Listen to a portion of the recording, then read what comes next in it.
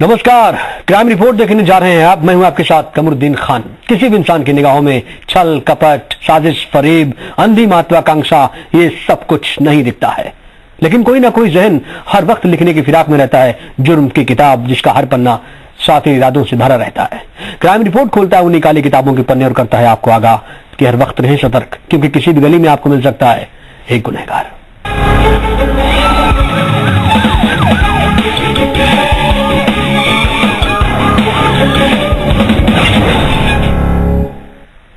इसमें कोई शक नहीं कि आईएसआईएस की जड़ें कमजोर हो रही हैं। इस खूंखार आतंकवादी संगठन के तार हिंदुस्तान से कई बार जुड़े। ऐसा नहीं है कि यह सिलसिला खत्म हो गया हो। अब भी कुछ ऐसे दहशतगर्द हैं जो राजस्थान को बदनाम करने की साजिश में लगे हैं। सीकर का सिर आज शर्म से झुक गया। इसी सीकर में पिछले 15 दिनों से आईएसआईएस का एक आतंकी सेंधमारी में लगा हुआ था।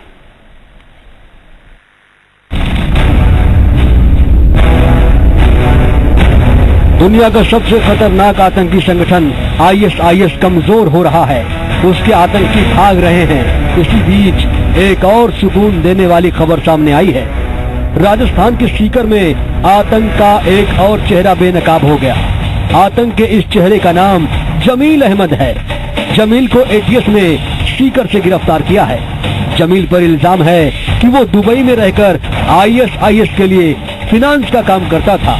पिछले 15 दिनों से जमील अहमद सीकर में रह रहा था। उसे कोई दिलचस्पी नहीं है। उसके बाद भी टीचर विशेंद्र ने छात्रा को फेल करने की धमकी देनी शुरू कर दी। 10 नवंबर को स्कूल बंद होने के बाद नाबालिग को विशेंद्र ने किसी काम के बहाने बुलाया। छात्रा को स्कूल में ही रोक लिया। जब सभी बच्चे घर चले गए तो उसने अपनी हवस की भूख मिटा ली। शिक्षा के मंदिर में ही विशेंद्र ने छात्रा की इज्जत को रौंद दिया। पीड़िता ने सारी आपबीती अपने परिजनों को बताई। परिजन आरोपी शिक्षक की खोज में स्कूल पहुंचे, लेकिन वो फरार हो गया था। बाद में परिजनों ने दुष्कर्मी शिक्षक के खिलाफ अंता थाने में केस दर्ज करवा दिया। पुलिस ने मामला दर्ज कर आरोपी शिक्षक को गिरफ्तार कर लिया है। अब ये टीचर कानून के शिकंजे में है। उसका जुर्म भी काफी संगीन है। उम्मीद है पीड़ित परिजनों को पुलिस इंसाफ जरूर दिलाएगी। राम प्रसाद मेहता, जी मीडिया 12।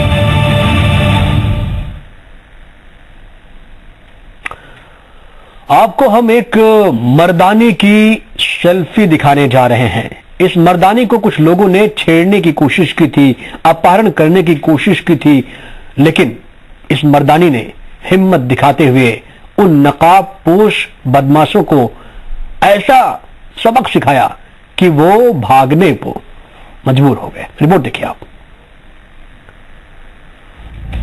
टोंक जिले की इस लड़की की बहादुरी की दाद देनी होगी।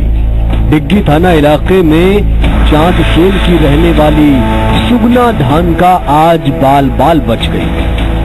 2 बदमाशों के चंगुल में फंसी धानका ने बदमाशों के मुंह पर करारा तमाचा जड़ दिया है। अगर ऐसा नहीं किया होता तो उसकी इज्जत नीलाम हो गई होती।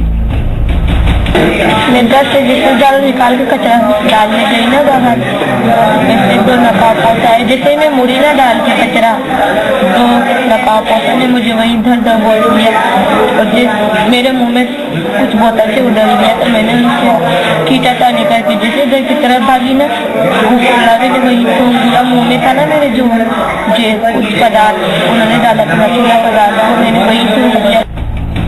ये वीडियो इस मर्दानी ने खुद तैयार किया है। नकाबपोश बदमाशों ने जैसे ही धानका को नशीला पदार्थ पिलाने की कोशिश की, उसी वक्त इस बहादुर लड़की ने एक बदमाश के हाथ पर काट लिया। मर्दानी धानका की शोर मचाने पर बदमाश चीखकर भाग खड़े हुए। पीड़िता मालपुरा अस्पताल में भर्ती है। उसकी हालत गंभीर बताई जा रही है। अस्पताल के डॉक्टर महेंद्र गुप्ता ने लड़की के खून से नमूने लिए हैं, जिन्हें लैब में जांच के लिए भिजवाया गया है। स्लो पॉइजन का अंदेशा जताया जा रहा है।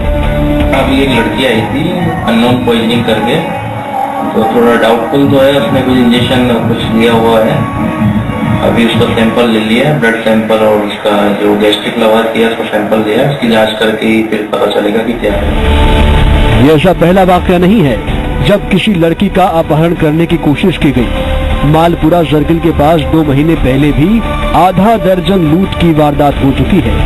इस पीड़िता ने अपनी हिफाजत खुद की है, लेकिन मलाल इस बात का है कि उन बदमाशों की शिनाख्त नहीं हो पाई है। डिग्गी पुलिस बदमाशों की तलाश कर रही है, लेकिन वो पुलिस के हत्थे कब चढ़ेंगे कहना बड़ा मुश्किल है। पुरुषोत्तम जोशी, जी मीडिया टॉक। बैंक कर्मियों की मेहनत की हर कोई दाद दे रहा है, जरूरी भी है। उनका कामकाज आजकल ज्यादा बढ़ गया है, लेकिन कुछ बैंक कर्मी ऐसे भी हैं जो अपने धन को ठिकाने लगाने में मसरूफ हैं। खबर कोटपुतली से है, जहां कैशियर के बेटे पर गंभीर इल्जाम लगाए गए हैं। ऐसे में कैशियर और ब्रांच मैनेजर की भूमिका सवालों के घेरे में है।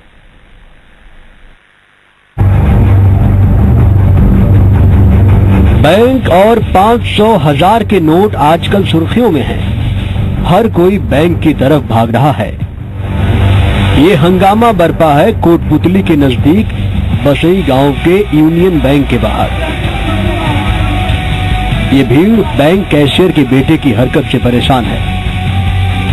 ग्रामीणों का आरोप है कि कैशियर धर्मेंद्र का बेटा अमित हर रोज 500,000 के नोट नई करेंसी में बदलवा कर ले जाता है।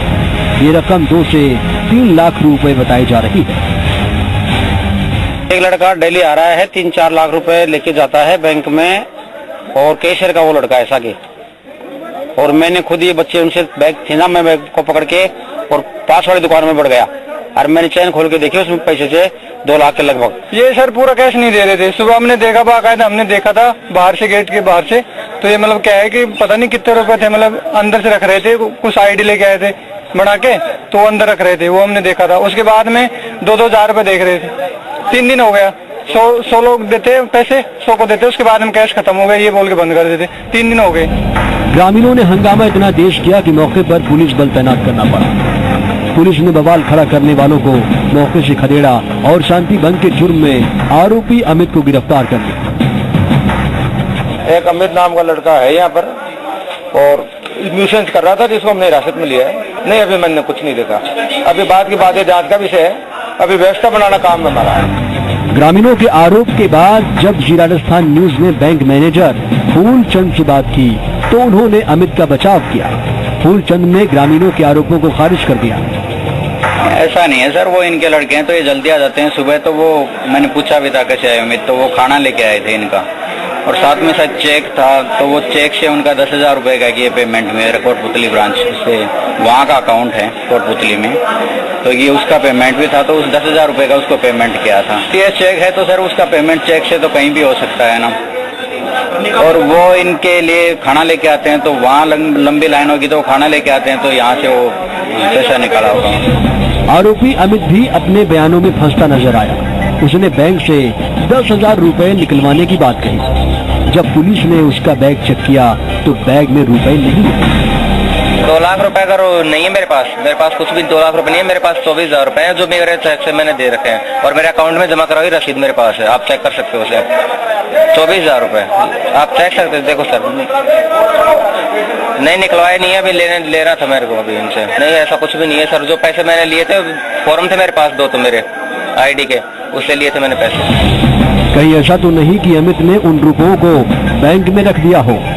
हैरान करने वाली बात यह है कि आरोपी अमित का इस बैंक में खाता भी नहीं है, फिर भी उस पर पैसे निकालने का इल्जाम लगा।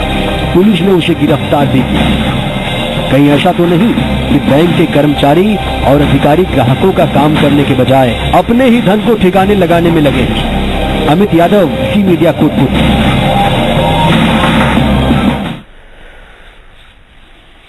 वक्त एक छोटे से ब्रेक का है, जाइएगा नहीं, क्योंकि ब्रेक के बाद आपको एक हैरान करने वाली खबर दिखाएंगे। खबर यह है, अस्पताल से आत्मा चोरी हो गई है। जाइएगा नहीं।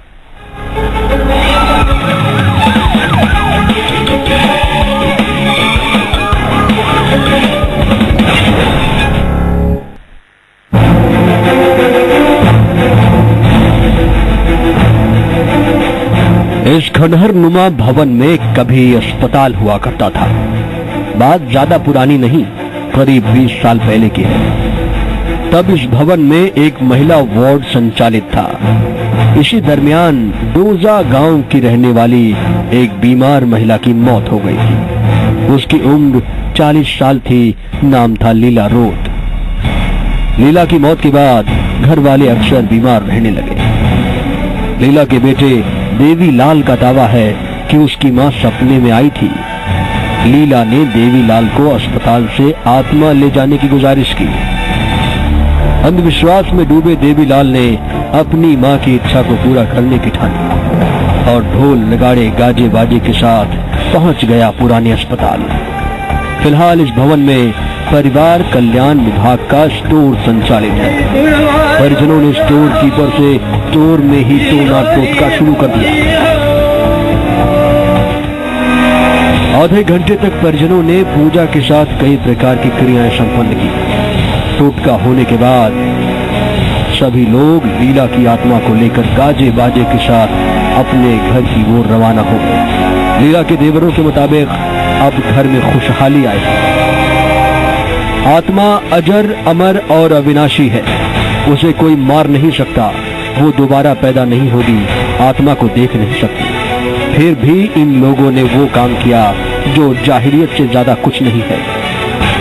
ज्यादा टिप्पणी न करते हुए हम आपके विवेक पर छोड़ते हैं कि ऐसे लोगों के साथ क्या करना चाहिए। जयेश पवार, जी मीडिया, डूंगरपुर। अगली खबर जयपुर से। पुलिस हिरासत से 2 SLR छीनकर भागे 25,000 रुपए के इनामी कुख्यात अपराधी बहादुर सिंह को गिरफ्तार कर लिया गया है। SOG ने आरोपी को पकड़ने में सफलता हासिल की है। आरोपी बहादुर सिंह जून 2014 में सालासर चुरू से पुलिस अभिरक्षा से फरार हुआ था। इस फरारी के दौरान वो पुलिस जवानों की 2 SLR छीनकर ले गया था। फरारी के दौरान भी उसने हत्या, लूट, डकैती की कई वारदातों को अंजाम दिया था। अपराधी बहादुर सिंह के खिलाफ 40 से ज्यादा आपराधिक मामले दर्ज हैं और इसकी गिरफ्तारी को लेकर DGP राजस्थान की तरफ से 25,000 रुपए का इनाम भी घोषित कर रखा गया था। बीते 2 सालों में अपराधी बहादुर सिंह ने जिला चुरू, बीकानेर, उदयपुर, चित्तौड़गढ़ और राजसमंद में बड़ी और गंभीर आपराधिक वारदातों को अंजाम दिया था। आरोपी बहादुर सिंह कई बड़ी वारदातों को अंजाम देकर इसमें वांटेड चल रहा था। इससे पहले भी पुलिस टीम पर हमला कर मारपीट करने के मामले में बहादुर सिंह को कोर्ट ने 10 साल की सजा सुनाई थी। इसके करीब पर 36-37 मुकदमे हैं, जिसमें लूट, डकैती, हत्या और मतलब जघन्य हत्या के मुकदमे हैं, जिसमें एक मुकदमे में इसको सजा भी हो रखी 10 साल की। पुलिस से फरार, पुलिस की जब इसको पेशी पर ले जा रहे थे तो पुलिस की हथियारों को लेकर ही फरार हो गया था। 2 बड़ी लूट डकैती इसने की है। एक चित्तौड़ में 2 करोड़ की डकैती थी, उसमें ये शामिल था। को आज SOG की टीम ने काफी मशक्कत के बाद पकड़ा है। पकड़ने के दौरान पुलिस दल पर हमला भी किया और बंदूक भी तान दी, जो इससे बरामद हुई है। हमने और अब आपको फटाफट अंदाज में दिखाते हैं गुनाह एक नजर। भरतपुर के स्टेट मेगा हाईवे पर ट्रैक्टर ट्रॉली ने बाइक को टक्कर मार दी। इस हादसे में बाइक चालक की मौत हो गई, जबकि एक शख्स गंभीर रूप से घायल हो गया। मौके पर पहुंची पुलिस ने घायल को अस्पताल पहुंचा दिया है, जहां गंभीर हालत के चलते उसे भरतपुर रेफर कर दिया गया है। पुलिस ने ट्रैक्टर ट्रॉली और बाइक को अपने कब्जे में ले रखा है। अजमेर के मसूदा के SBBJ बैंक में नोट बदलवाने आए युवक की जेब से 24,500 रुपए पार हो गए। पीड़ित बैंक में रुपए जमा कराने आया था, लेकिन लाइन में खड़े होने के दौरान किसी ने उसकी जेब से नोट निकाल लिए। पीड़ित की शिकायत के आधार पर पुलिस ने तफ्तीश शुरू कर दी है। सीकर के फतेहपुर सदर थाना इलाके के फतेहपुर मंडावा रोड पर ताजसर गांव के पास एक पिकअप पलटने से एक महिला की मौत हो गई, जबकि 2 लोग जख्मी हो गए। हादसा उस वक्त हुआ जब ताजसर गांव के पास गाय पिकअप के सामने आ गई। हादसे का शिकार बने लोग गांगियासर गांव से किसी कार्यक्रम में शामिल होकर मंडावा की ओर जा रहे थे। घायलों को अस्पताल में भर्ती करा दिया गया है। जोधपुर के JNVU में छात्रों ने कैंपस में CCTV कैमरे लगाने को लेकर डीन का घेराव किया। विद्यालय प्रशासन ने JNVU के कॉमर्स विभाग में CCTV कैमरे लगवाने की बात कही थी, लेकिन जब 2 महीने में कैमरे नहीं लगे तो आज सैकड़ों छात्रों ने कॉमर्स डीन का घेराव कर दिया। ये मांग छात्राओं के साथ बढ़ रही छेड़छाड़ की घटनाओं को देखते हुए की गई थी। सीकर के खाटू श्याम जी थाना इलाके के चिड़िया की ढाणी में एक कुएं में नवजात मिला। नवजात ने आज इलाज के दौरान दम तोड़ दिया। बच्चे को काफी चोट लगी थी। वहीं पुलिस को अब तक नवजात के परिजन या उसे फेंकने वाले का सुराग नहीं लगा है। सीकर के बलारा थाना इलाके में बुजुर्ग दंपत्ति के साथ पिस्टल की नोक पर हुई लूट के मामले में पुलिस को अहम सुराग हाथ लगे हैं। पुलिस का दावा है कि जल्द ही मामले का खुलासा हो जाएगा। आपको याद दिला दें, बीते दिन बदमाशों ने बुजुर्ग दंपत्ति से मारपीट कर गहने और नकदी लूट लिए थे। क्राइम रिपोर्ट में आज के लिए बस इतना ही। मुझे दीजिए इजाजत, लेकिन जी राजस्थान न्यूज पर खबरों का सिलसिला लगातार जारी रहेगा। सतर्क रहिए, अपना ख्याल रखिए। नमस्कार।